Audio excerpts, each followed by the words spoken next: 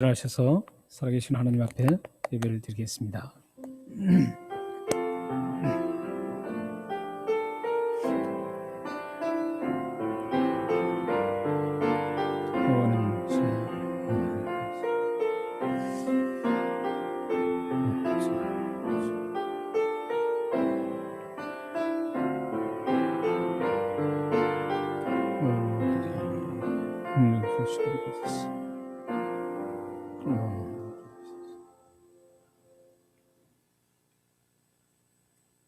내 영혼아 여호와를 송축하라. 내 속에 있는 것들아 다 그의 거룩함을 송축하라. 내 영혼아 여호와를 송축하며 그의 모든 은택을 잊지 말지어다. 그가 내 모든 죄악을 사하시며 내 모든 병을 고치시며 내 생명을 파멸에서 속량하시고 인자와 긍휼로 간을 씌우시며 좋은 것으로 내 소원을 만족하게 하사 내 청춘을 독수리같이 새롭게 하시는도다. 아멘. 늘 한결같은 은혜로 저희들을 이끌어 주시고 보여주신 하나님 앞에 예배를 감사하며 예배를 드립니다. 이 예배가 주님이 기뻐하시는 예배가 되게 하시고 이 예배가 얼마나 하나님이 좋아하시는지를 느낄 수 있는 감동된 예배가 될 수 있도록 역사해 주옵소서. 하나님, 예배드리는 모든 분들에게 주님의 은혜를 가득하게 부어주시고 하나님의 살아계시는을 생생하게 삶의 현장 속에서 경험하며 살아가실 수 있도록 인도하여 주옵소서. 예수 그리스도의 이름으로 감사하며 기도합나이다. 아멘.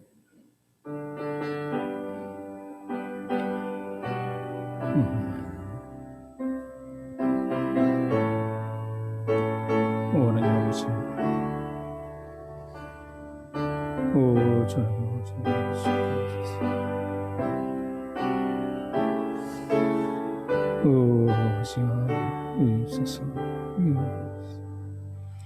사도신경으로 저희들의 신앙 고백을 하나님 앞에 드리겠습니다.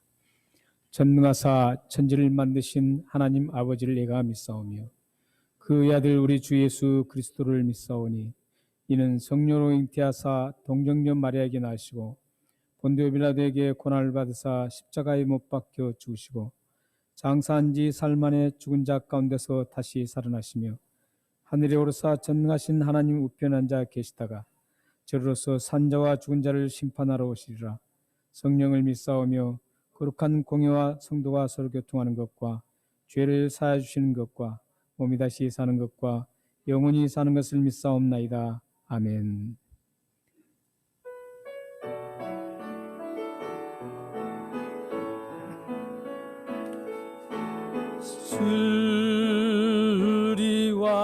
수리왕이여 이곳에 오셔서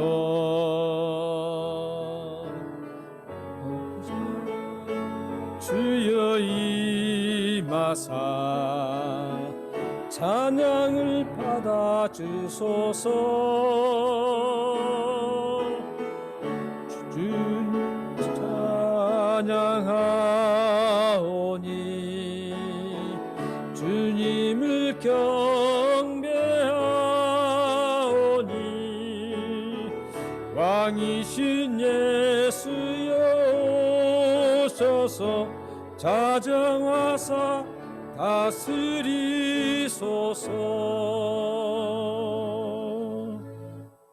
네, 자리에 앉으셔서 한 주간을 돌아보시면서 하나님 앞에 참회 기도를 드리겠습니다.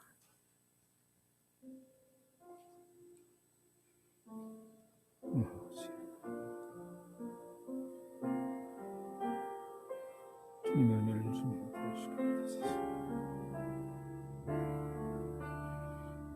우리 하나님 주님의 영혼 오늘도 새롭게 하셔서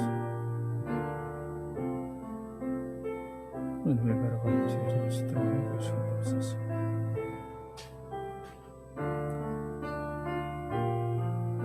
오직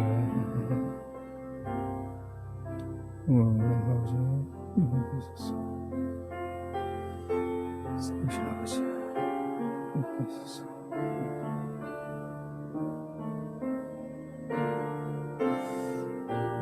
주님께서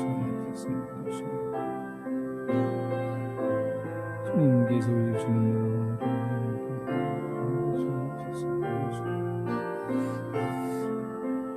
저는 저희들이 될 수 있도록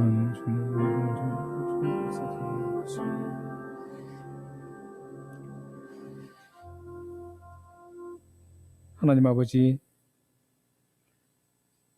우리의 모든 죄를 그리스도의 피로 깨끗하게 씻어주신 그 능력과 은혜를 믿고 이 시간 참회 기도를 드렸습니다.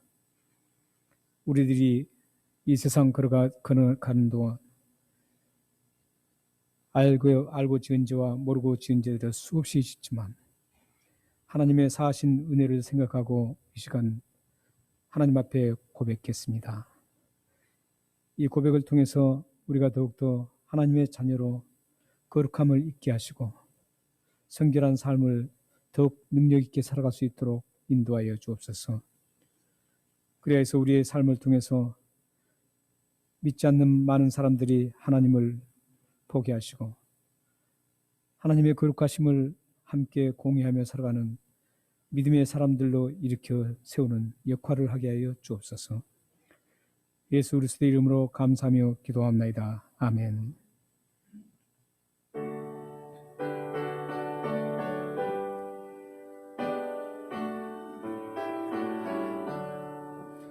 이 세상 험하고 나 비록 약하나 늘 기도 힘쓰며 큰 권능 받겠네. 주의 은혜로 대속받아서 피와 같이 붉은 죄 눈같이 이겠네. 주님의 공능은 한없이 크오니 돌같은 내 마음 건너겨 주소서. 주의 은혜로 대속받아서 피와 같이 붉은 죄 눈같이 되겠네. 내 마음이 약하여 늘 넘어지오니 주 예수 힘주사 굳세게 하소서. 주의 은혜로 대속받아서 피와 같이 붉은 죄 눈같이 이겠네. 죄사함 받은 사람 되어서 주 앞에 서는 날 늘 찬송하겠네. 주의 은혜로 대속받아서 피와 같이 붉은 죄 눈같이 이겠네. 아멘.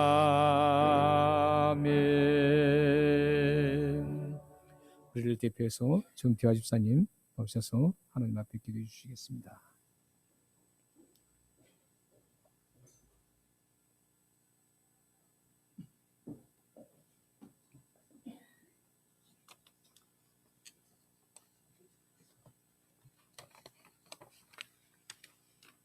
다 같이 기도드리겠습니다.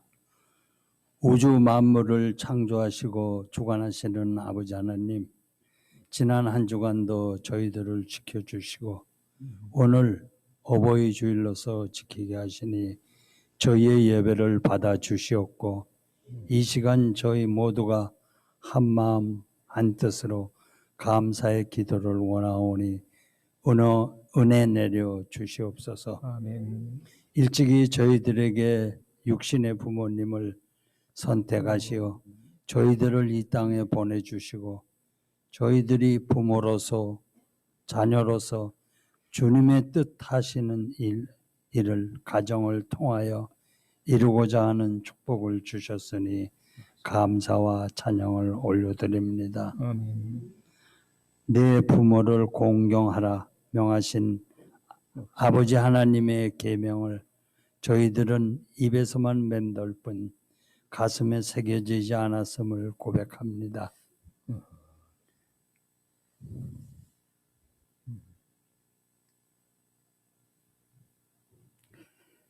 가정에서 자녀로서 부모로서 육신의 부모들에게 효도하지 못하고 자녀들에게 본이 되지 못한 저희들의 모습들을 회개하오니 용서하여 주옵시고 아멘. 가정이 하나님 앞에 바로 서는 복된 가정 되게 인도하여 주시옵소서. 아멘.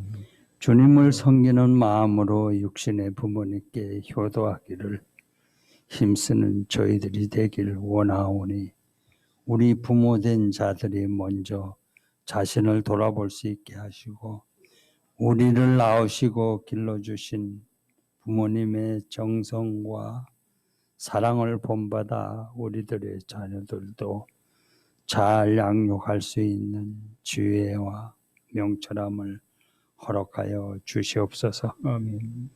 이 시간 어버이 주일에 귀한 말씀을 전거하실 목사님께 크신 능력과 권능을 허락하여 주시옵소서.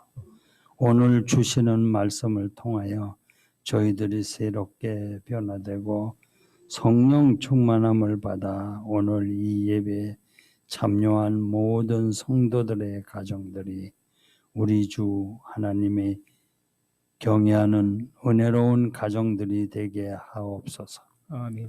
오늘 드려지는 예배를 통하여 모든 가정과 믿음의 형제들이 갈등이 해결되고 용서와 사랑과 관용으로 가정 천국을 이루게 하옵소서. 아멘. 아버지 하나님, 부모가 자녀를, 자녀가 부모를, 형제자매가 형제들에게 등을 돌리는 이 혼탁한 세상에서 저희 교회와 성도들이 하나 되어 기도하게 하시고 세상의 본이 되어 예수님의 사랑을 실천하는 믿음이 넘쳐나는 교회와 성도 되게 하여 주시옵소서. 아멘. 아버지 하나님 감사합니다. 주님께서 북부 해변교회를 사랑하셔서 이곳 DY에 세워 주셨사오니 사랑이 많으신 주님의 형상을 잘 드러낼 수 있는 교회가 되게 하여 주시옵고 코로나로 힘들어하는 우리 이웃을 위해 기도하게 하시고 사랑으로 손잡아주는 교회 되게 하소서. 가정의 달 5월에 드리는 이 예배를 기쁘게 받아주실 우리의 주인 되신 살아계신 예수 그리스도의 이름으로 기도드렸습니다. 아멘.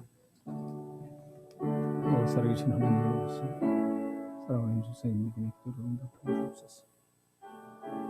오 전능하신 하나님, 살아계신 하나님, 이 기도를 응답하셔서 주의 공동체와 주의 백성들이 힘있게 이 세상을 영화롭게 하나님을 드리며 살아갈 수 있도록 인도하여 주옵소서. 오 하나님 아버지 역사해 주옵소서. 주님. 네, 살아계신 하나님 말씀은 로마서 3장 1절에서 8절 말씀 교독하시겠습니다. 로마서 3장 1절에서 8절 말씀입니다. 신약성경 242쪽에 있습니다.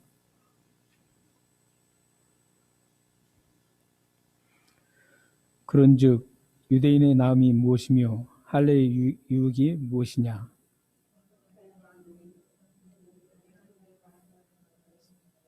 어떤 자들이 믿지 아니하였으면 어찌하리요? 그 믿지 아니함이 하나님의 미쁘심을 피하겠느냐?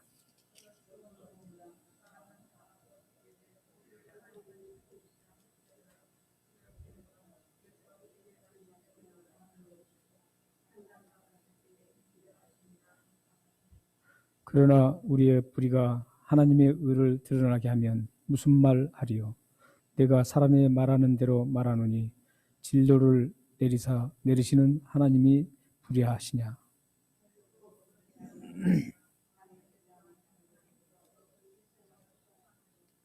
그러나 나의 거짓말로 하나님의 참되심이 더 풍성하여 그의 영광이 되었다 하면 어찌 내가 죄인처럼 심판을 받으리요?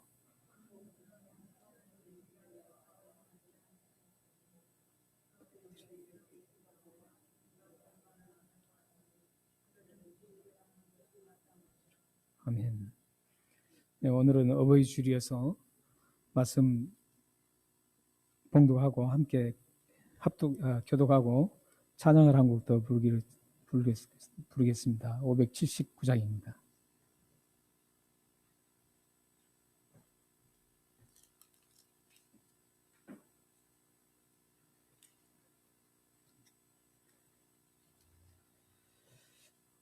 우리 부모님들을 생각하시면서 이 찬양을 함께 부르시고 또 연세 드신 분들을 항상 공경하는 마음으로 우리가 살아가기를 위해서 이 찬송을 함께 부르겠습니다.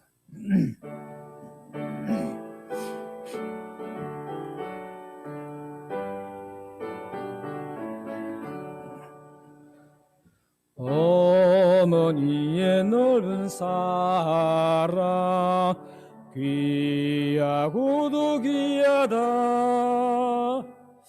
그 사랑이 언제든지 나를 감싸줍니다. 내가 울 때 어머니는 주께 기도드리며 내가 기뻐 웃을 때에 찬송 부르십니다. 아침 저녁 읽으시던 어머니의 성경책 손때문 구절마다 모습 알아갑니다. 믿는 자는 누구든지 영생함을 얻으리. 들려주신 귀한 말씀 이제 힘이 됩니다. 홀로 누워 괴로울 때 헤매다가 지칠 때 부르시는 성소리 귀에 살아옵니다. 반석에서 샘물 나고 악무지에 꽃피니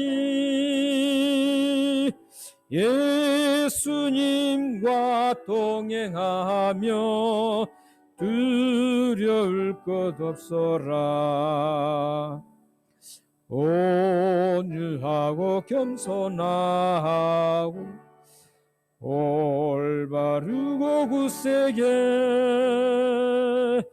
어머니의 뜻받들어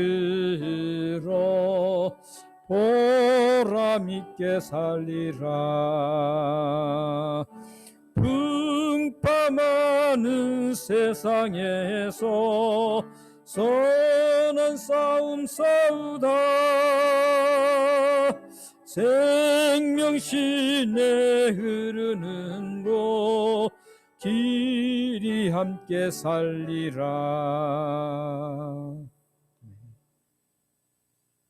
오늘 어버이 줄인데 사실 어버이 주일에 관한 말씀을 준비할까 하다가 로마서가 지금 굉장히 길기 때문에 또 중요하기 때문에 오늘 이 로마서를 선택을 했습니다. 오늘 로마서의 말씀을 보면 오늘 본 말씀이 상당히 까다롭습니다. 다른 말씀보다도 오늘 본 말씀이 굉장히 많이 까다롭고 이해하기 힘든 부분입니다. 그래서 로마서의 3장에 보면 특히 굉장히 전해야 될 중요한 말씀들이 여러 것이 있습니다. 그런데도 불구하고 그런 말씀들은 여러분들이 쉽게 많이 접했고 또 그 말씀을 여러분들이 깊이 묵상하면서 보시면 이해할 수 있는데 오늘 이 1절부터 8절 말씀은 깊이 묵상해도 이게 이해하기 좀 쉽지 않는 말씀입니다. 그래서 이 부분을 선택을 했습니다. 오늘 이 부분을 선택했는데 이 부분은 여러분들이 먼저 알고 가셔야 될 말씀이 있습니다. 뭐냐면 이 부분은 질문과 답변으로 이루어졌다는 겁니다. 그러니까 총 4가지 질문과 4가지 답변으로 이루어졌습니다. 그래서 사실 질문하면은 참 그 현명한 사람들에게 질문을 하죠. 질문을 하는데 오늘 이 로마서 3장 1절에서 8절 말씀은 질문이 이루어진 질문이 아니라 예상된 질문입니다. 그러니까 유대인들이 이제 예상할 질문들, 바울에게 또 하나님 말씀을 전하는 사람들에게 특히 바울에게 그 질문할 예상 질문입니다. 예상 질문을 미리 예상하고 그 질문을 바울이 만들어서 질문하고 유대인들이 질문할 것을 만들어서 질문하고 그 다음에 그 질문에 대한 답변을 4가지 답변을 하고 있습니다. 이 부분을 기억하시고 이 본문을 보셔야 됩니다. 그러면 이제 이 본문이 조금 윤곽이 잡히기 시작합니다. 그래서 질문을 하면 우리는 사실 여러분들이 살아가실 때 특히 이제 연로하신 분들에게 질문을 좀 많이 해야 됩니다. 요즘 세대 아이들 보면 너무 모든 매체들이 발달되고 수많은 정보들이 쏟아지거든요. 그런데 이제 연세가 드시고 이제 나이가 좀 많을수록 그런 부분에 약하죠. 약하니까 무시하기가 쉽습니다. 그런데 그 수많은 정보보다도 연세 드신 분들에게 그 질문을 하면 그 질문이 정말 좋은 질문이 답입니다. 질문에서 얻은 답이. 그렇기 때문에 여러분들 혹시 무슨 궁금한 거 있고 인생 살시다가 또 어려움이 있으면 좀 연세 있으신 분들 이런 분들 찾아가서 여러분들이 질문을 하시면 이런 고민이 있는데 어떻게 하면 좋겠습니까? 이렇게 여러분들이 문의를 하시면 거기서 그분들이 들려주는 그 답변이 인터넷이라든지 어떤 정보의 답보다도 실질적이고 가장 지혜롭고 현명한 답변이 나오게 됐습니다. 그래서 우리는 이 연세 드신 분들에게 그런 고귀한 경력과 지금까지 쌓아온 그 경험 속에서 나오는 그런 답변들을 부지런히 여러분들이 들으신다면 큰 유익이 있을 겁니다. 그래서 무시하지 마시고 항상 문제가 있으면 어떤 인터넷에 찾아가서 해결하는 것보다는 우리 교회 연락하신 분들에게 전화라도 드리고 직접 차 한잔 하시면서 또 식사 대접하면서 함께 이렇게 문의하고 또 답변도 듣고 한번 나눈다면 여러분들에게 큰 유익이 있을 거라고 생각합니다. 오늘 본 말씀은 제가 말씀드린 대로 이 질문 그리고 답입니다. 답으로 되어 있습니다. 제가 신학교 다닐 때 저를 굉장히 아껴주셨던 교수님이 서철원 교수님이신데 그 서철원 교수님께서 철학과 교리학 굉장히 그 어려운 것들을 저희들이 가르치셨습니다. 가르쳤는데 주로 이제 그분은 조직신학 전공이기 때문에 서울대에서 이제 철학과를 졸업하고 이제 미국과 독일과 화란에서 공부를 조직신학을 전공하고 오셨습니다. 근데 그분은 시험이 얼마나 어려운지 모릅니다. 그래서 우리 학생들이 항상 그분이 철학과 교리사 그 시험 때가 되면 초비상이 걸립니다. 그래서 아는 분들 좀 같이 공부할 수 있는 분들끼리 서로 그룹을 지어서 예상 문제를 시험에 나오는 예상 문제를 미리 다 뽑습니다. 뽑아가지고 막 달달달 외웁니다. 외워가지고 시험을 보는데 그래도 예약점 받은 사람이 없었습니다. 많이 받으면 비약점입니다.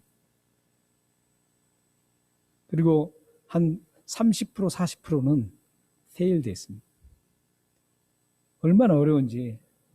그래서 30% 40%는 페일되니까 이제 학년은 못 올라가고 드랍되는 거죠. 드랍되니까 같이 공부했던 클래스메이트들이 1년 후배가 되고 2년 후배가 되는 분들이 많습니다. 예, 그 정도로 어렵습니다. 예상 문제를 질문을 다 뽑아가지고 했는데도 안 됩니다. 오늘 지금 본문이 이런 중에 예상 질문입니다. 예상을 하고 유대인들이 이렇게 질문할 것이다. 이 예상을 하고 사도 바울이 지금 정리해 놓은 겁니다. 이 정리하는 것은 유대인들에게만 해당되는 게 아니라 지금 우리에게 직접적으로 유익한 그런 말씀을 우리에게 지금 전해주고 있습니다. 그래서 이 유대인들이 왜 그러면 유대인들이 이런 질문을 하게 됐을까? 질문을 할 거라고 바울이 생각했을까? 그것은 2장에서 보면은 나오고 있습니다. 2장 전체적으로 딱 보면 2장 전체는 1장은 이방인들, 유대인이 아닌 모든 이방인들의 죄악성을 얘기하고 있고 2장은 유대인들의 죄악성을 얘기하고 있습니다. 유대인들이 자기들이 선민의식에 사로잡혀서 교만하고 위선적이고 표면적으로만 자기들은 하나님 백성이기 때문에 구원을 보장받았다라는 그런 아주 잘못된 생각을 가지고 있는 유대인들에게 사도 바울이 2장에서 굉장히 많은 지적을 합니다. 질타를 합니다. 그 표면적으로만 해서 당신들이 할례를 받았다고 해서 유대인이 아니다. 진짜 할례는 마음으로 받아야만 정말 할례다. 그 사람이 진정한 유대인이고 하나님의 긍휼하심을 입을 수 있다. 그렇지 않으면 하나님의 진로의 심판을 당하게 될 것이다. 이렇게 수많은 여러 가지를 2장 31절까지 계속 사도 바울이 유대인들을 향해서 질타를 합니다. 그 질타를 들었던 유대인들이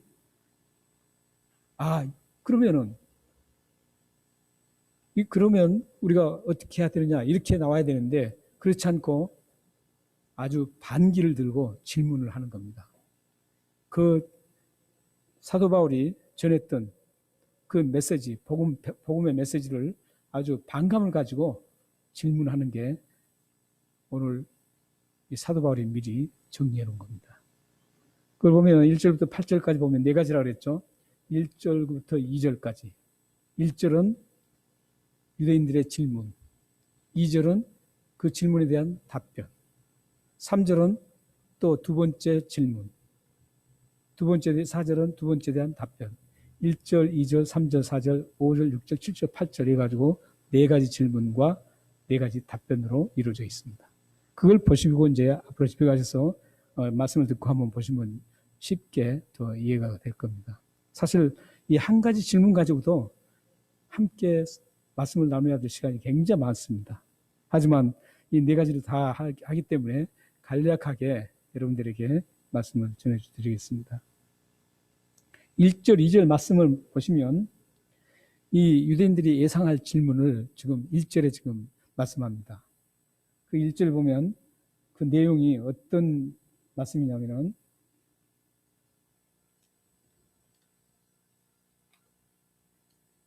그런즉 유대인의 남이 무엇이며 할례의 유익이 무엇이냐 이렇게 지금 합니다. 그래서 뭐냐면 이건 유대인들이 지금 예상 질문이에요. 유대인들이 질문을 할 것을 지금 미리 사도 바울이 지금 던지는 겁니다. 그런데 유대인들이 어떻게 얘기하냐면 그래 우리가 이방인과 유대인들이 다 똑같다고 당신이 2장에서 우리를 질타했는데 그렇다면 우리 유대인은 이방인들과 무엇이 다르냐, 무엇이 더 낫느냐, 이겁니다. 그리고 할례를 우리가 받았고 우리 유대인인데 우리가 그러면 그 사람 이방인들과 무슨 더 나은 거 있냐, 똑같지 않냐. 그러면 하나님께서 우리에게 특별하게 할례도 주셨고 율법이라는 그 엄청난 그 선물도 주셨고 분명히 다른데도 불구하고 뭐가 더 낫느냐, 이렇게 묻는 겁니다. 지금 반론하는 거죠. 그러자 2절에서 답변을 합니다. 범사에 많다 그럽니다. 유대인들이 나음이 엄청나게 많다 그래요. 이 나음을 로마서 9장 4절에서 5절 말씀을 보면 8가지 나음을 얘기하고 있습니다. 한번 읽어보겠습니다. 시작. 그들은 이스라엘 사람이라 그들에게는 양자됨과 영광과 언약들과 율법을 세우신 것과 예배와 약속들이 있고 조상들도 그들의 것이요 육신으로 하면 그리스도가 그들에게서 나셨으니 그는 만물 위에 계시니 세세의 찬양을 받으실 하나님이시니라. 아멘. 저기 보면 지금 유대인들이 이방인들보다 훨씬 특별한 그 선물을 받고 나았다는 것을 지금 9장에서 사도 바울이 쭉 말씀을 하고 있습니다. 근데 저 보면 양자 됐다, 저기서 하나님의 자녀가 됐다, 이런 거. 이 이방 민족들에게 하나님께서 너희들이 내 자녀라고 한 적이 없습니다. 구약에는 이스라엘 백성들만을 하나님께서 너희들은 내 자녀라고 칭호를 하고 있습니다. 얼마나 대단합니까? 굉장히 낮죠. 비교할 수밖에. 그리고 영광, 양자됨과 영광, 이 영광은 하나님께서 영광스럽게 해주는 겁니다. 저기서 이제 다 우리가 그 얘기를 못하지만 저기 나온 그 목록들은 비교할 수 없을 만큼 대단한 것들입니다. 굉장한 것들이에요. 예를 들어서 영광만 한다고 해도 생각해도 대단한 거죠. 영광이라는 것은 아무에게나 주어지는 게 아닙니다. 정말 꼭 전달하고 영광스럽게 해야 될 사람들에게만 영광을 붙였습니다. 하나님은 그런데 이 이스라엘 백성들로부터 영광을 받기 위해서 먼저 그 이스라엘 백성들을 영광스럽게 만들기를 원하셨습니다.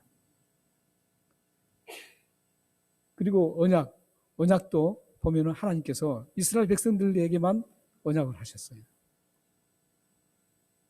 그리고 율법을 주셨고 예배도 주셨다는 거죠. 이방 민족들은 예배를 하나님 앞에 드린 게 아니라 우상 숭배라며 우상에게 예배를 드렸습니다. 그런데 하나님은 이스라엘 백성들에게 확실하게 하나님 나에게 예배를 드리라고, 나 외에는 어떤 것에도 예배를 드리지 말고 그 예배는 우상 숭배 예배고 그건 예배가 될 수 없기 때문에 살아계시고 이 세상을 만드신 창조주 하나님, 그 하나님께 예배를 드리라고 하는 그런 엄청난 특권을 받았습니다. 그리고 조상들은 믿음의 조상들을 얘기하죠. 믿음의 조상들을 통해서 하나님의 살아계심과 그 모든 어떤 하나님의 말씀을 계승을 받았습니다. 그런 조상들이 있다는 게 얼마나 행복한지 모릅니다. 저는 호주에 와서 호주에서 이제 공부하면서 뭘 느꼈느냐면, 한국에서 제가 항상 말씀드리는 거예요. 저희 7년 동안 한국에서 신학을 했습니다. 그런데 호주 와서 제가 5년을 신학했는데, 호주 와서 이 평신도들, 이 교회에서도 이 빈센트 장로님하고 같이 성경 얘기를 하잖아요. 하면 대단합니다. 한국의 웬만한 목사보다 훨씬 낫습니다. 대단하세요. 그리고 여기서 신학한 분들은, 여기서 호주에서 목사 된 분들은 신학을 4년밖에 안 합니다. 한국은 정상적으로 하면 7년을 해야 되거든요. 여기서는 4년 하고 목사를 안수받습니다. 그래서 저는 처음에 이 사람들 뭐 4년 해가지고 무슨 성경을 알면 얼마나 많으냐 하고 대화를 했는데 제가 정말 깜짝 놀랐습니다. 왜냐하면 그들이 성경 보는 그 폭과 깊이 이게 대단합니다. 그래서 이제 제가 가만히 생각해 봤어요. 생각해 봤더니 왜 그럴까 생각했더니 이분들은 백그라운드가 아버지로부터 계속 이 성경을 가지고 살았던 사람들입니다. 그러니까 백그라운드가 다 비블리컬하는 거예요. 성경적인 거예요. 그러니까 자연스럽게 성경을 깊이 알고 같이 폭넓게 그 조상 대대로 내려오면서 그걸 누렸다는 거죠. 그래서 이 뿌리, 기독교의 뿌리라는 게 무시를 못하는구나 이걸 느꼈습니다. 물론 지금 호주 같은 경우도 기독교 뿌리가 그렇게 있었음에도 불구하고 뭐 완전히 지금 교회도 뭐 엉망이 되고 했지만 그러나 그 속에서 계속 신앙을 유지하는 분들은 보면 대단합니다. 이처럼 믿음의 계승을 할 수 있는 그 부모님이라든지 그 선조들 계속 잔다는 것은 얼마나 큰 특혜인지 모릅니다. 그런데 이스라엘 백성들은 그런 특혜를 누렸다는 것이죠.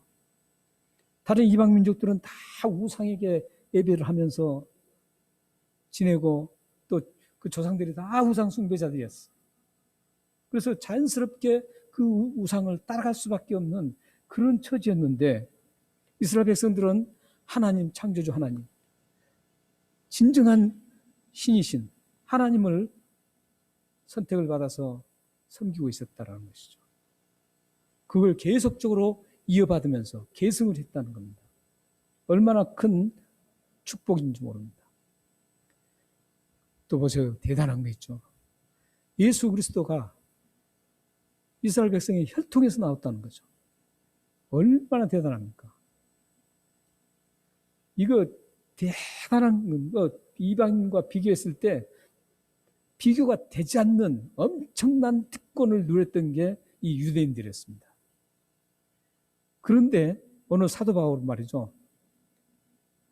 그 많은 마음이 있는데 그것에서 우선적인 게 있다. 여기 우선적이라는 것은 뭐냐면 순위상 1, 2, 3, 4, 1, 2, 3 어떤 그런 우선순위가 아닙니다. 가치에 있어서 가장 중요한 우선순위를 얘기하는 겁니다. 여기서 무엇보다도 소중하고 무엇보다도 비교할 수 없을 만큼 가장 가치 있고 중요한 것을 지금 표현하는 게 지금 우선이라는 뜻입니다. 어떤 우선, 첫 번째, 퍼스트 뭐 이런 뜻이 아니에요. 근데 그 우선이 뭐냐면 하나님 말씀을 맡았다라는 겁니다. 하나님을 말씀을 맡았다는 거예요. 그러니까 저기 지금 나오는 그 엄청난 특권들보다도 더 비교할 수 없는 게 하나님의 말씀을 가졌다는 거예요. 지금 사도 바울은 우리가 이방인과 나은 게 뭐냐? 유대인들의 질문에 그 수많은 것들이 있지만 그것보다 비교할 수 없는 그 엄청난 가치를 가지고 있는 하나님 말씀을 맡았다 이렇게 얘기합니다. 여기서 참 생각해 봐야 될 게 뭐냐면 하나님의 말씀을 받았다 이렇게 하지 않습니다. 여기서 지금 사도 바울은 하나님 말씀을 맡았다 이렇게 얘기하고 있습니다. 왜 이렇게 표현했을까요? 하나님 말씀은 보관하라는 그런 뜻이 아닙니다.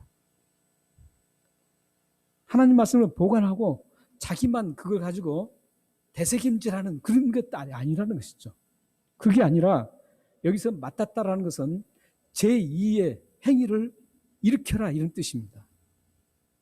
그러니까 하나님의 말씀을 맡았다는 것은 그 말씀을 내가 소유하고 나만 보관하는 게 아니라 그 말씀을 다른 사람에게 제2의 행위로 그것을 퍼뜨려 나가라 이런 의미를 가지고 있다는 것. 왜 그렇게 퍼뜨려야 되냐면 가장 가치 있는 소중한 것이 바로 말씀이기 때문이라는 거예요. 여러분들은 더 엄청난 걸 받았습니다. 여기서 이스라엘 백성들이 지금 말씀을 맡았다는 것은 구약 성경에 한정된 겁니다. 구약 성경. 근데 우리는 구원이 완성된 온전한 말씀을 우리는 하나님께서 우리에게 주셨고 우리에게 맡기셨다는 것. 대단한 겁니다. 여러분들이 하나님으로부터 받아 누리는 그 어떤 것보다도 비교할 수 없이 소중한 게 바로 예수 그리스도가 십자가 죽으시고 완성한 이 말씀, 완벽한 이 말씀을 우리에게 주시면서 맡기셨다라는 거예요. 그러면 여러분들은 어떻게 해야 돼요? 하나님이 그런 소중한 것을 줬는데 여러분 자신만 보관하고 있으면 안 된다는 거예요. 제2의 행위가 일어나야 된다는 거예요. 그 말씀을 다른 사람에게 구원의 복음의 말씀을 다른 사람에게 전달해라는 겁니다. 그래야만이 천하보다 귀한 생명이 구원을 받는다는 거죠. 여러분들에게는 이 말씀을 맡긴 그 하나님의 그 엄청난 특권을 여러분들이 누리고 있습니다. 이스라엘 백성들보다도 더 엄청난 특권을 누리고 있습니다. 이 특권을 여러분들이 사용을 하셔야 된다는 거죠.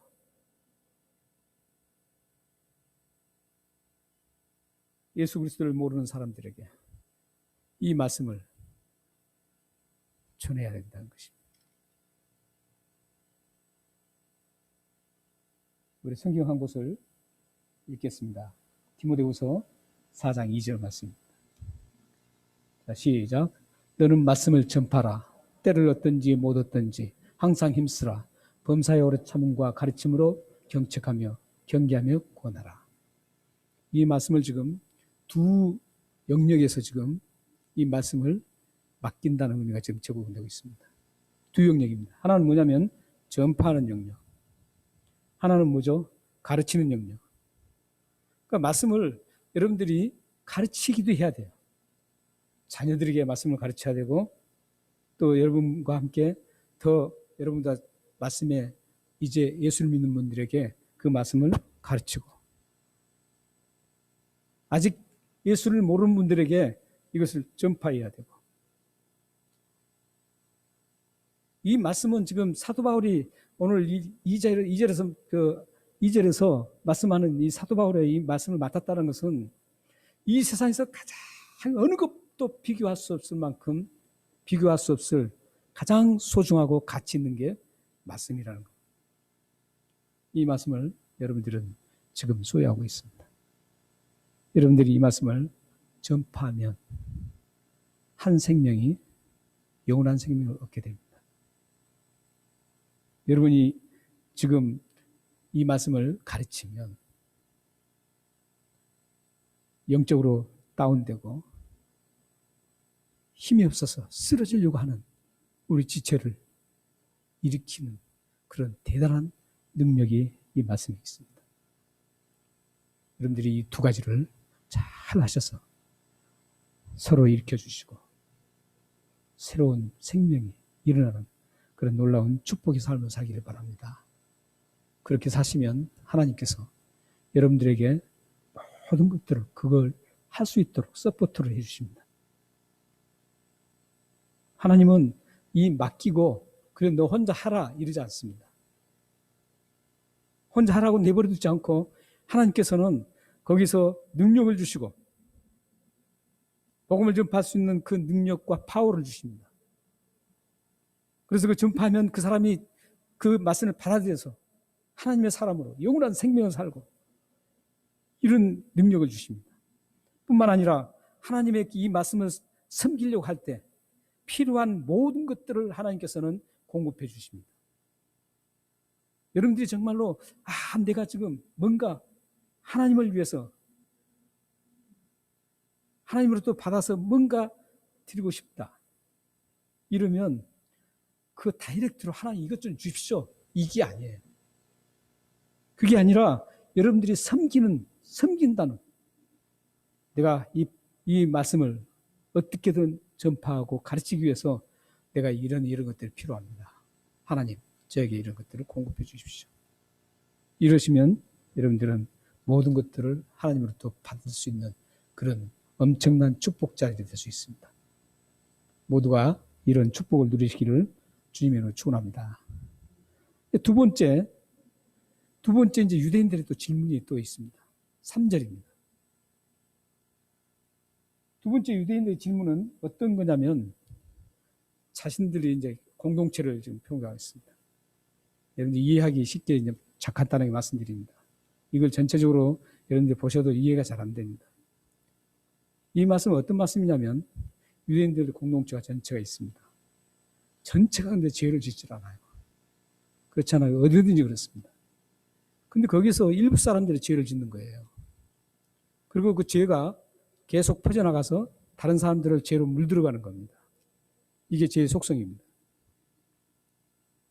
그랬을 때 지금 사도 바울은 2장에서 너희들이 범법한 자라는 거죠. 율법을 가지고 있는데 율법을 지키지 않았기 때문에 너희들은 심판을 받는다는 거죠. 거기에 대한 이 유대인들의 반론적인 질문이에요. 지금 어떤 상황이냐면요, 다 이렇게 이스라엘 공동체가 있습니다. 있는데 일부분이 하나님이 좋아하시는 죄를 지었습니다. 죄를 지었어요. 근데 이스라엘하고는 뭘 체결했냐면 언약을 체결했어요. 약속을 하셨어요. 너희들은 나의 백성이다. 내가 너희들을 보호해 줄 것이다. 너희를 지켜주실 것이다. 너는 나의 백성이라고 약속을 했습니다. 근데 유대인들의 질문이 뭐냐면, 그런 약속을 하신 하나님이 일부가 죄를 지으면 이 약속을 파기해버린다는 거죠. 파기할 수 있겠느냐 이거예요.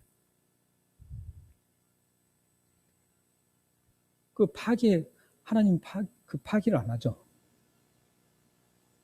왜냐하면 하나님의 특성은 뒤에 보면 사도 바울의 답변이 참되시다, 신실하시다, 미쁘시다, 이런 단어를 쓰고 있습니다.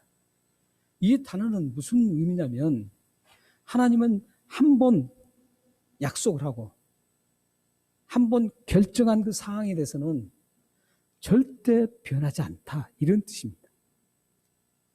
그러니까 이스라엘 백성들 중에 범죄를 했다고 해서 이스라엘과 약속했던 것을 내 마음에 안 드니까 너희들 약속 파기야, 이러지 않는다는 거예요. 이건 우리의 구원과도 연관되어 있습니다. 여러분들이 예수 그리스도를 믿으셨어요. 예수님께서 우리를 위해서 십자가에 죽으시고, 그래서 우리는 그 예수 그리스도의 보혈로, 십자가의 보혈로 깨끗하게 그것을 믿으면 우리 죄가 다 용서받고 우리가 구원의 사람이 됩니다. 그래서 여러분들이 예수님 그것을 믿었어요. 그러면 구원받는 겁니다. 그런데 여러분들이 구원받은 사람처럼 살아갈 수 있나요? 이 질문을 던지면 단 한 사람도 나는 그렇게 살아갑니다 하는 사람은 없습니다. 그렇게 답한다면 그분은 예수님 수준입니다. 죄가 없으신 예수님 수준이에요. 제가 존경한 그 교수님들 중에서 존경하는 교수님, 목사님들, 굉장히 신실하신 분들, 존경하는 분들이 있습니다. 저는 막 교회가 크고 막 대단하고 이런 사람도 존경하지 않습니다. 물론 교회가 커서 존경하지 않는 게 아니에요. 그분들이 제대로 교회를 키웠다면 저는 존경합니다.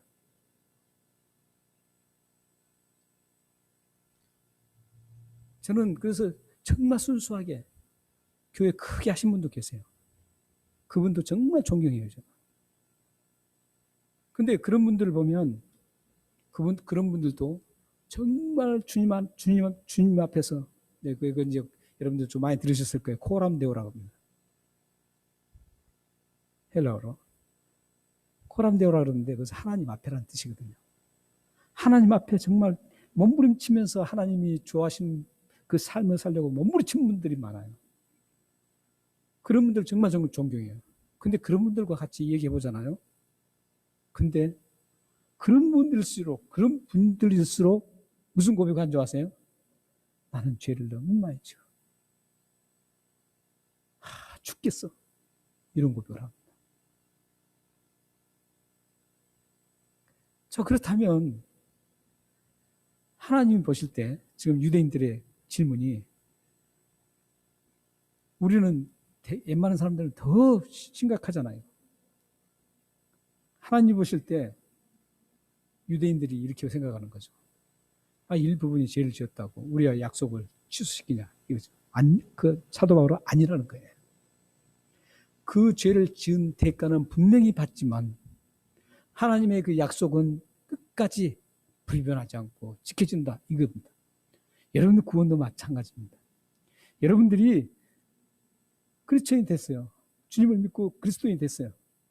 됐는데 여러분들이 제대로 살아가지 못할 때가 많잖아요. 정말 제가 존경하는 분들도 그렇게 고백하는데 그분들에 비하면 정말 엉망입니다. 그렇다고 하나님께서 너 그렇게 살아가니까 내 구원 취소할 거야. 너 구원 이제 없어. 구원 취소야. 이렇지 않는다는 거예요. 왜 그런 줄 아세요? 하나님의 한 번 결정은 완벽한 결정이에요. 하나님이 만약에 결정했는데 이게 틀렸다. 내 마음에 안 든다. 틀렸다. 이거 바꾸자. 이것은 하나님이 아니에요. 하나님 그러신 분이 아니에요. 하나님 결정은 완전한 결정이에요. 그러니까 구원 주기로 한번 딱 했으면 그 구원은 하나님 결정했으니까 그것은 변할 수가 없는 거예요. 완전한 결정이기 때문에. 그런데 이 복음을 잘 모르는 사람들이 자꾸 율법을 들이대고 당신 구원 받았느냐고, 당신 그렇게 살아가지고 구원 받을 수 있겠느냐고 이렇게 얘기하고 있어요. 그러면은 이런 사실을 모르면 그렇지, 내가 정말 구원 받지 않는 것 같아. 구원 받지 않는 것 같아. 내가 이렇게 살아가니까. 그래서 한낙담하고 의심까지 합니다. 이제 하나님은 이걸 원치 않습니다.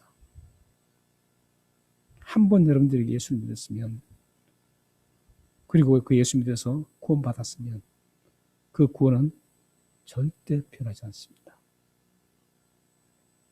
하나님은 이러신 분이에요. 하나님은 째째하게 우리 인간처럼 마음에 들면 이렇게 하고 마음에 안 들면 이렇게 하고 이러신 분이 아니라고요. 여러분들은 이런 위대하신 하나님을 신뢰하고 참되신 하나님을 섬기고 있습니다. 얼마나 감사한지 모릅니다. 세 번째 질문 한번 볼까요? 세 번째 질문은 이제 5, 6절에 나오죠. 이 세 번째 질문은 어떤 취지하냐면, 이제 자신이 범죄를 했어요. 범죄를 했는데 그 범죄가 없으면요, 하나님의 의로움을 모르는 거예요. 죄가 없으면 하나님 의롭다는 게 알 수가 없어요. 판단 기준이 없어요. 그렇잖아요. 죄가 있어야만 용서가 있죠. 그래서 죄가 더한 것이 은혜가 더한다는 그런 말씀도 있잖아요. 그 말씀을 죄가 많은 곳에 은혜도 많다, 이 말씀을 보면 해놓으니까 어떤 분은 그래요. 그러면 죄를 많이 지으면 은혜를 많이 받겠네. 그게 틀린 말은 아니에요. 죄를 많이 인식하고 죄의 용서함을 깊이 많이 알수록 하나님의 은혜가 얼마나 크고 하나님의 의로우심이 얼마나 큰지를 알 수 있는 겁니다. 그러니까 우리가, 여러분들이 죄에 대해서 굉장히 민감하셔야 돼요. 크리스천은 이 죄에 대해서 민감해야만 진정한 크리스천이 될 수 있습니다. 요즘은 목사님들이 죄를 잘 지적을 하지 않아요. 왜 그런 줄 아세요? 달콤한 말을 다 해줘야 돼요. 그래 좋게 다 좋아하게 해야 돼요. 좋아하게 해야 되니까 좋은 말, 아주 세련된 말을 잘 정제해서 유창하게 전합니다. 그런데요, 성경에 베드로라든지 사도 바울이라든지 그 어떤 사람도 그런 수법을 쓰지 않았습니다. 사람을 즐겁게 하랴 내가 하나님을 즐겁게 하랴 이런 갈등에서 하나님 설득해야죠. 아주 그냥 좋은 얘기, 즐거운 얘기, 뭐 심지어는 교회 가면 완전 코미디잖아요. 코미디에 와서 듣는 것 같아요. 그냥 일반적인 얘기할 때는 그게 가능합니다.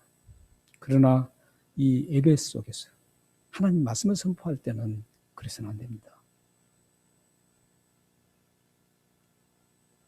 그래서 이 말씀은 지금 어떤 말씀이냐면 자신이 지었던 그 죄를 통해서 죄가 하나님의 의를 나타내기 때문에 그렇다면 우리가 지은 죄를 하나님은 심판하면 안 된다는 거예요.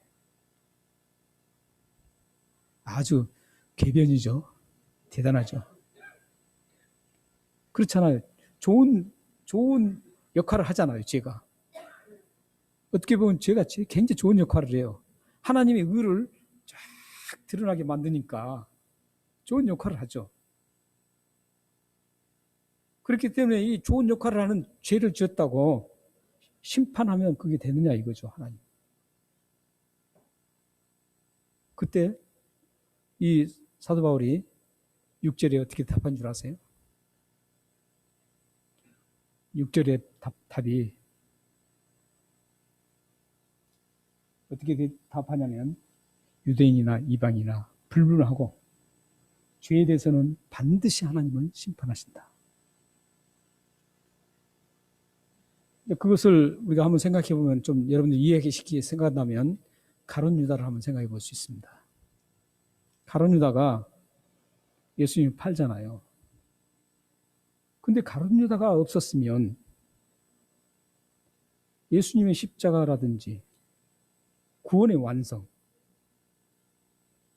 완성이 이루어지는데 이 가룟 유다가 대단히 중요한 역할을 합니다. 그렇잖아요? 그런데 이 가룟 유다가 이렇게 죄를 지으면서 대단한 역할을 했어요. 하나님의 그 의로우심 그것들을 다 드러내는 거예요. 그렇다고 해서 가룟 유다를 좋은 사람으로 하나요? 아니잖아요.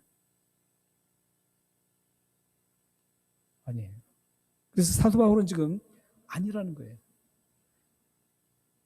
자신의 죄를 통해서 하나님이 막 드러날지라도 그 죄는 죄라는 거예요. 그 죄를 정당화하면 안 된다는 거죠. 그 죄를 미화시키면 안 된다는 겁니다. 그게 지금 사도 바울의 강력한 강조예요. 그러자 이제 유대인들이 더 기가 막힌 궤변의 질문을 합니다. 그게 7절이에요. 그 7절에 어떻게 이제 질문한 줄 아세요?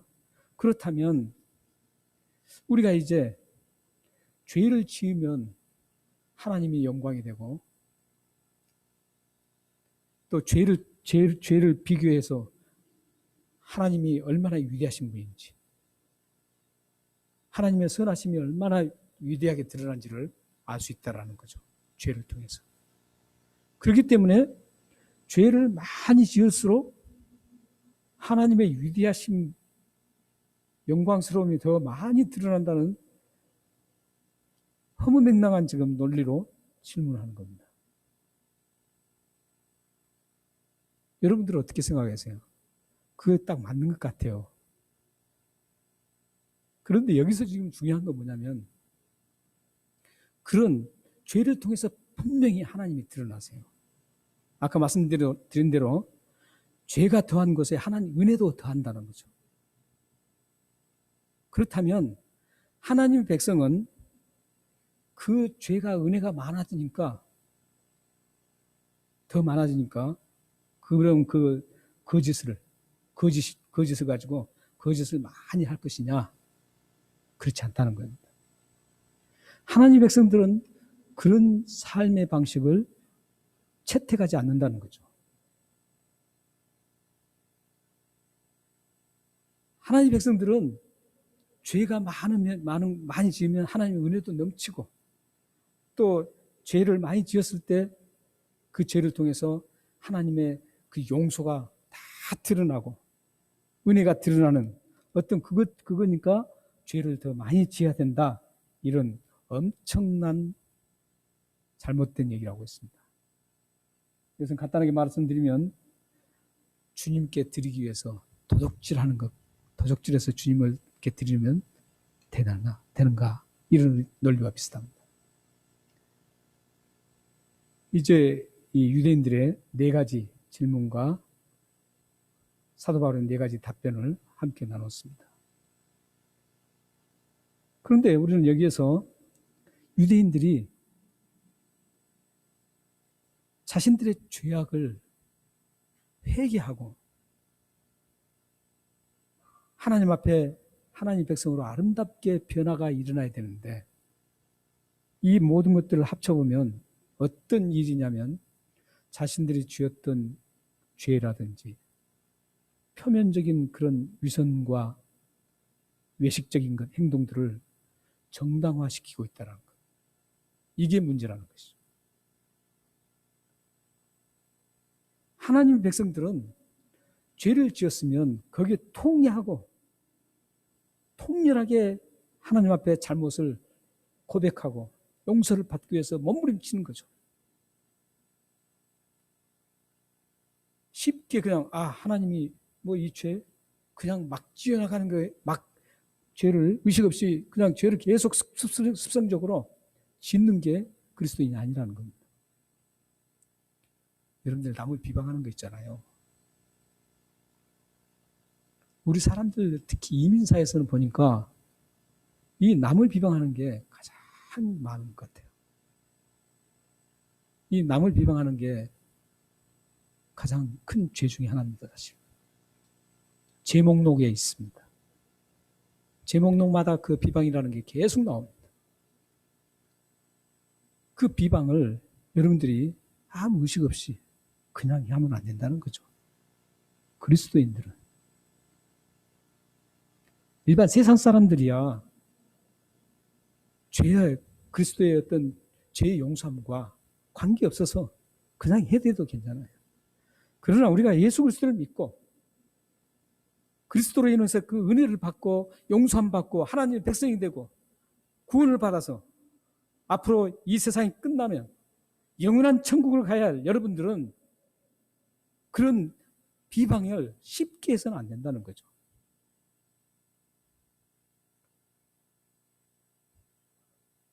지금부터 여러분들은 비방을 많이 했다면 지금부터 비방할 그 순간 이 죄는 끊어야 되겠다라고 각오를 하셔야 됩니다. 그리고 여러분들이 계속적으로 하나하나 그걸 끊어나가야 됩니다. 이게 그리스도인의 성화 과정입니다. 아름답게 의롭게 되는 사람입니다. 장성한 분량에 이르는 그 과정입니다. 그래서 여러분들이 비방뿐만 아니라 모든 죄가 다 그래요. 그러니까 내가 습성적으로 계속 짓는 그 죄가 있다면 오늘 본 말씀을 통해서 잘 관찰하시고 그 죄를 정당화시키지 말고 그 죄를 계속적으로 방치하지 말고 끊어야 됩니다. 회개하고 끊어야 됩니다. 그랬을 때 하나님의 은혜가 풍성하게 여러분들에게 임하고 여러분의 삶에 하나님의 평강과 기쁨이 즐거움이 가득 넘치게 되어 있습니다. 우리 마지막으로 성경 한 곳을 보고 우리 말씀을 마치겠습니다. 잠언 28장 13절입니다. 함께 읽겠습니다. 자, 시작. 자기의 죄를 숨기는 자는 형통하지 못하나니 죄를 자복하고 버리는 자는 불쌍히 여김을 받으리라. 이 말씀을 여러분들은 깊이 잘 새겨 들었으면 좋겠습니다. 만약에 여러분들이 이 잠언 28장 13절 말씀이 살아계신 하나님 말씀이라고 여러분들이 믿고 있다면 이 말씀을 붙잡고 오늘부터 당장 여러분들이 죄를 하나하나 생각하면서 내가 너무 쉽게 짓는 그 죄들을 잘 관찰하시고 여기서 숨기지 말고 하나님께 고백해서 형통한 여러분들이 되시길 바랍니다. 하나님은 여러분들이 고백하는 그 죄를 들을 때 어떻게 합니까? 불쌍히 여겨주십니다. 그리고 그 죄를 깨끗하게 제거시키시고 여러분들을 새롭게 만들어서 하나님의 위대하심을 드러내고 여러분들이 정말 그리스도인이라는 것을 통해서 죽어가는 영혼들이 새 생명을 얻게 되고 함께 한 우리 지체들 중에 힘이 딸려서 쓰러지는 그런 지체들이 다시 용기를 가지고 다시 일어나는 그런 놀라운 일들이 일어날 것이라고 확신합니다. 여러분 삶 속에 이런 훌륭한 축복의 삶이 전개되어서 여러분 가정과 자녀들과 여러분 삶이 하나님 앞에 아름답게 온 세계에 쓰임받는 도구가 되시기를 주님으로 축원합니다. 기도하겠습니다. 살아계신 하나님 아버지, 오늘 로마서 3장 1절에서 8절 말씀이 우리들의 삶에 그대로 적용되어서 하나님의 위대하심을 드러내는 복된 도구로 쓰임받게 하여 주옵소서.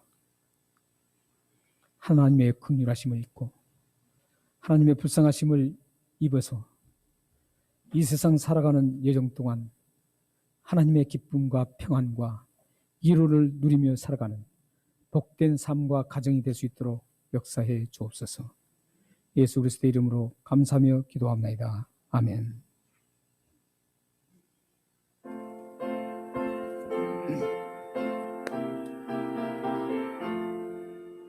나 이제 주님의 새 생명 얻음로 옛것은 지나고 새 사람이로다. 그 생명 내 맘에 강같이 흐르고 그 사랑 내게서 해같이 빛난다. 영생을 누리며 주 안에 살리라. 오늘도 내일도 주 안에 감추이 새 생명 얻으니 이전에 줬던 것 이제는 값없다.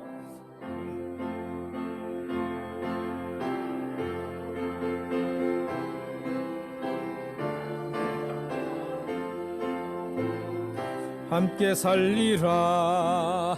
영생을 누리며 주 안에 살리라. 오늘도 내일도 주 함께 살리라. 산천도 초목도 새 것이 되었고 죄인도 원수도 친구로 변한다. 새 생명 얻은 자 영생을 누리니 주님을 모심마 새 하늘이로다. 영생을 누리며 주 안에 살리라. 오늘도 내일도 주 함께 살리라. 주 따라가는 길 험하고 멀어도 찬송을 부르며 뒤따라가리라. 나 주를 모시고 영원히 살리라. 날마다 섬기며 주 함께 살리라. 영생을 누리며 주 안에 살리라. 오늘도 내일도 주 함께 살리라.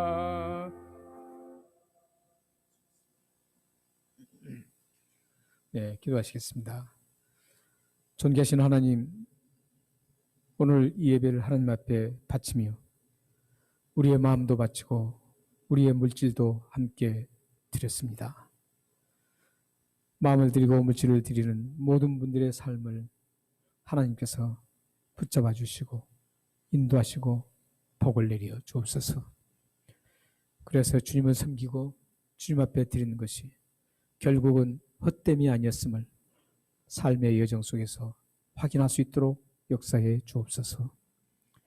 이 물질이 주님 나라를 위해서 아름답게 쓰임받게 하시고 우리 모든 성도들의 삶의 가정과 삶의 현장과 그들이 걸어가는 모든 여정 속에 하나님의 보호하심과 하나님의 지키심으로 기쁨과 평안과 사랑과 감사가 넘치는 복된 물질로 사용되게 하여 주옵소서.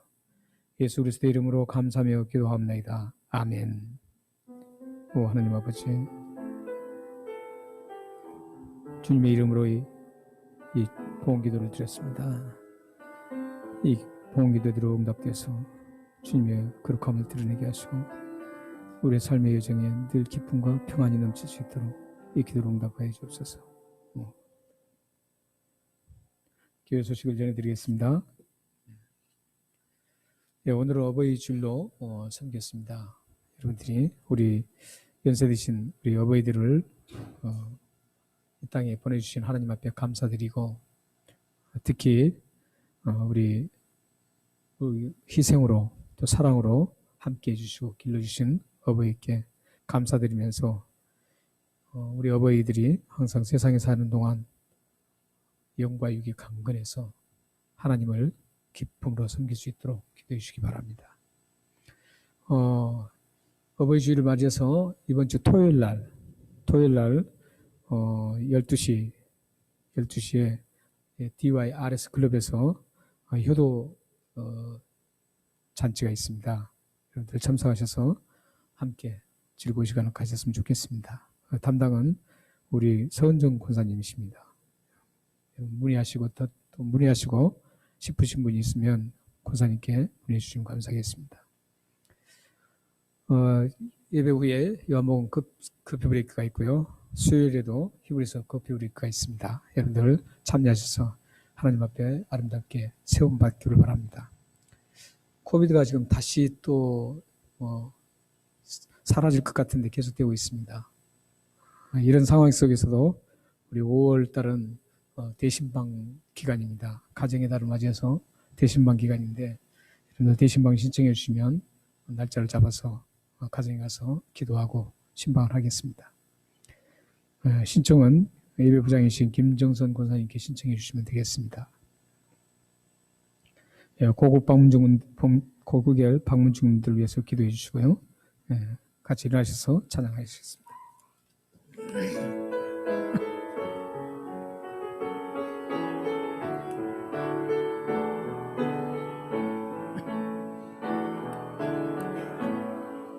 주께 가오니 날 새롭게 하시고 주의 은혜를 주소서.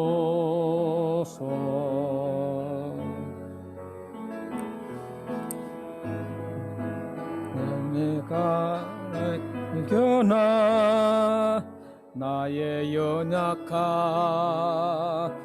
모두 벗어지리라. 주의 사랑으로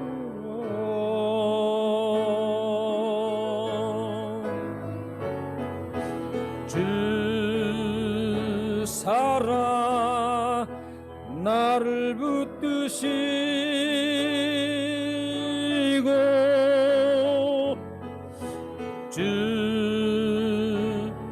곁에 날 이끄소서.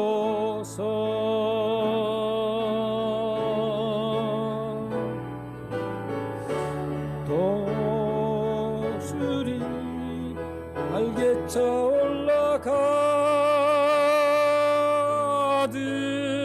나 주님과 함께 일어나 걸으리 주의 사랑 안에.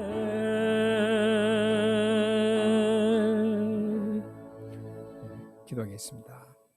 지금은 우리 주 예수 그리스도의 은혜와 하나님의 극진하신 사랑하심과 성령님의 감화 교통하심이 하나님의 거룩함을 닮아가기를 원해서 우리 죄악들을 실토하고 토해서 하나님으로부터 긍휼함을 여김받아 이 세상 사는 날 동안 기쁨과 평안과 하나님의 아름다운 도구로 쓰임받기를 원하는 이곳에 모인 모든 성도들 위해, 또 그들의 가정과 자녀들과 기업과 미래 위에 지금으로부터 영원토록 함께 있기를 축원하옵나이다. 아멘. 오 살아계신 하나님 아버지, 성삼의 하나님의 이름으로 이 축복 기도를 드렸습니다. 이 축복 기도가 그대로 응답되어서 우리 모든 사랑하는 성도들과 그들의 삶의 현장에 그대로 임할 수 있도록 하나님 도우셔서 날마다 하나님의 거룩함을 닮아가게 하시고 주님의 긍휼함을 입어서 하나님의 영광을 크게 들려드리는 그런 복된 삶이 될 수 있도록 이 축복 기도를 응답하여 주옵소서. 역사해 주옵소서. 오 아버지,